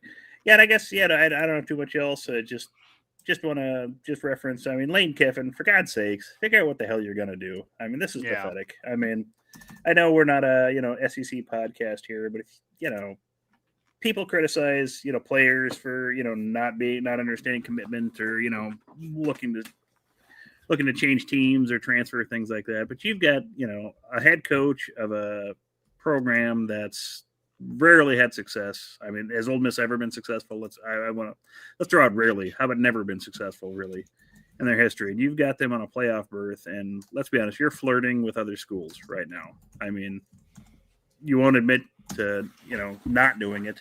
I know we can't trust coaches whenever they say, they're locked in or we're not looking at other schools, but Kiffin won't even do that. He's just randomly tweeting, things that sound like Talking Heads, lyrics. You may find yourself in a shotgun shack, that kind of stuff right now. So, just say what you're going to do, stick with it. And this goes to all coaches everywhere and schools everywhere. If you're going to complain about players not having loyalty or concerns about it, you guys need to set the examples yourselves. So, and if you don't, well, I wouldn't worry too much about the players not doing it either at this point. So, I'll get off my soapbox now. No, I think that's well said there. I'm gonna do my parting shot. I'm gonna go a little bit back to some tweets here, and this one is with Cranderson, or as we like to call him, Yukon Chris. And here's his daughter. She's holding up the Alaskans for Andy, number 15. And I retweeted this. This would have been, I think, Friday night. It was not just saying this because we know Yukon Chris and his family, but best fans ever. And I want to follow this up with a photo that he took later. And this is Andy Jackson holding his daughter, holding that sign. And he wanted to make sure that I pointed that out here. Said her mom and dad saw Mara with her sign at the game this weekend. They came out of their way to come find her after the game, get her to meet Andy and say hi and get pictures. They went above and beyond. They were super nice people to talk to. So thank you to Andy Jackson and her family for that. And that really is amazing. And I mentioned it, Dave, that they were out there the weekend before too at UCLA. So it's easier for him to travel from Anchorage to LA than to come out to Lincoln for games. And so he was out in LA back-to-back weekends from Anchorage there, which is just, that's incredible in and of itself. And my parting shot is on top of that, I'm going to show it here, but this is the pregame prep talk that Coach Hoiberg did at the Sanford Pentagon. Again, just a really amazing event there. It goes back to the theme of the show of Husker Nation Takeovers, but what we did in Sioux Falls, what we did in LA, what we did at Arrowhead, what we've done in Maryland earlier this year, what Husker Nation does, multiple sports across the board, 92,003 for volleyball games, whatever it is, there is no place like Nebraska. There is no fan base like Nebraska, and it makes a difference. It makes us what we are. We are a marketable program because of that, whether we're winning or not winning. But it's kind of fun right now because guess what? We're starting to win. We're starting to win in a lot of sports. And Dave, I'm so happy that we got that streak broken for you, and now we've created a new one. So, until next time, there's a lot of good going on right now in Husker Nation. So until next time. That's another Go Big Redcast. Go Big Red.